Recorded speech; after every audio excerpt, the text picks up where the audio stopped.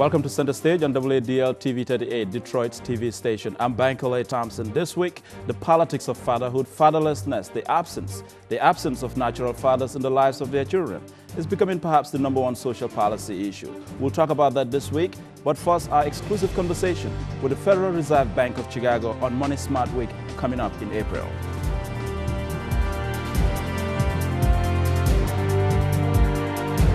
People are corrupt. They have a history of corruption. We need change. We need investment in our people.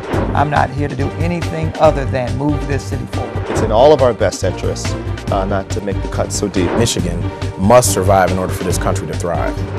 And we have to change the image if we want businesses to come. I hope that we will make our voices loud. The road ahead will be long. Welcome back to Center Stage here on WADL TV 38. Sheila McKean is the Senior Outreach Program Manager for the Federal Reserve Bank of Chicago, Detroit's chapter. Thank you for coming in. Thank you very much for having me today. Money Smart Week is around the corner. What are you expecting this year? What I'm expecting is more than 225 classes throughout the state of Michigan, most of which are right here in greater Southeast Michigan.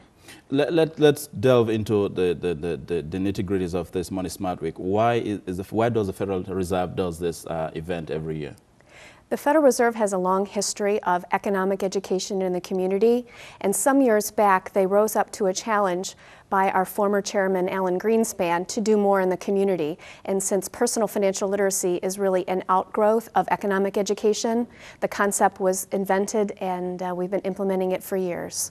So why do you choose to do it every year instead of perhaps, one would argue maybe on a monthly basis or on a weekly basis, because there is clearly, enough evidence that suggests that people are really in need of financial education? And that's a great question, and we know that many of our partners are doing financial education on a daily, weekly, monthly basis. However, there's also been many partners, for instance, Michigan State University Extension, a lot of the universities, they've been doing this type of education for years, and they didn't get any attention or credit for all of their work. And so part of the idea behind Money Smart Week is that we could get more attention to the topic and the issue by working together than we could apart. What kind of response do you get out in the community here, especially in Detroit, given the economic climate, given the situation that people are in today? What kind of response have you gotten in the past when you organize this Money Smart Week? We have people, consumers in the community, that continue to come to the classes year after year. There's familiar faces and names. It is very amazing. We have founding partners from years ago when we started the program here in Detroit that continue to come back to the table, but yet it's really a grassroots level initiative because we have new people coming to the table also that have heard about it from others. Do you monitor the people that come into these classes to see perhaps what progress they're making in terms of the financial decisions that they make, on a year-by-year basis or on a month-by-month basis? Because this is considered a charitable effort, right. We don't have the funding right now to do that type of large consumer study. Well, someone who said the Federal Reserve is a bank. It has a lot of money. Well, we're the nation's central bank. Yeah. We do have a lot of money. And it's something that the Federal Reserve could take upon itself. We passed back a lot of money to the United States Treasury last year, but it's just something that from a very broad scale, we would need to work with the consumer base and devote a lot of money and really to follow consumers for a long period of time to measure whether or not their decision making was better. It would have to be long term. And I want to make it clear, you are not the Treasury Secretary, but given the state of the economy here, how does the Federal Reserve Bank of Chicago Detroit chapter see, how do you see yourself navigating this current economic crisis? That's a really good question, and since Timothy Geithner used to be the president of the Federal Reserve Bank of New York, it's kind of interesting to see a Fed person in that position. But really, there's so many bad things that have happened, consumers needing health care, the unemployment rate, the foreclosures, even the things I hear about that I was never prepared or trained for or expected to hear mental illness problems from people because they've been laid off so many times that they're so desperate. And so where do I see things? I mean, hopefully things will improve at some point, but really doing nothing is not going to be the answer because this is so pervasive and so broad because so many consumers throughout the United States are affected. To the average man on the street, the average Detroiter is listening and saying, okay, the Federal Reserve is this huge, giant institution. But what actually do they do in Detroit? Since they have a Detroit chapter, they want to know. We do 3 primary things at the Detroit branch, which are in line with the national objectives of the Federal Reserve System. We help make monetary policy, which is the setting of interest rates. We participate in financial services. For instance, we have a robust cash processing area.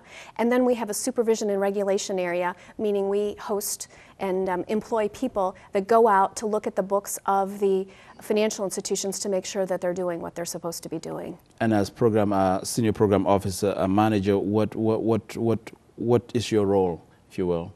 What do you do? I'm in the public affairs area, and I oversee not only the Money Smart Week Michigan program, but Indiana and Iowa as well. So I'm very focused on a year-round basis on consumer issues and activities in the community. So how many colleges or institutions would you say partner with Money Smart Week as of now? In the Michigan program, there are more than 100 that are participating in the program. More than 100. Can you name some of them? Sure. Wayne State University, okay. Mercy Education Project, the University of Michigan Dearborn, Mall Malisal, Christian Credit Counselors, Michigan State University Extension, which I've already mentioned, the Michigan Credit Union League, Independent Bank, Comerica Bank. So the reason I asked is because I wanted to know what the reception is from individuals who attend these financial literacy events that that the Federal Reserve puts up. What kind of reception do you get from people who attend it? People that attend the classes are very grateful and appreciative. Sometimes actually they get frustrated too because they wish they already knew the information, or they think somebody should have already taught them what they are learning in the classes. So, I think people get frustrated when they feel stupid or they don't know something. And so, there's a lot of pride. That's why a lot of times with the classes, people try to be anonymous because they're asking questions that they realize they should already know the answer to. They don't want to give their names, you mean? Yeah, exactly. Exactly. And sometimes people come for the wrong reasons too. Like? We provide free food at some of the classes. Okay. That's understandable. But what I want to get at here, because a lot of people, you do this Money Smart Week. When you look at the needs of the landscape right now in Detroit, or across Metro Detroit as we call it, what other things do you think that the bank, the Federal Reserve Bank, perhaps, should consider doing aside from Money Smart Week? Well, in reference to my employer, I think that they could probably do more in terms of economic education and financial literacy on a year-round basis than they're currently doing. We do participate in Junior Achievement, JA in a Day at Campbell Elementary School in Detroit. We'll be doing that again this year. But really, like one day or a couple of hours here and there, I think consumers need a lot more education. But there also is a leadership issue too, in terms of we can't do it alone. So we need to really get other organizations in the community involved to help us out with that. What's your take on the current economic climate in Detroit? Well, it's been bad for so long. I sometimes think that for some people who have been down and out for so long, that actually they might have it luckier than others because they've never had much, and so their expectations are low.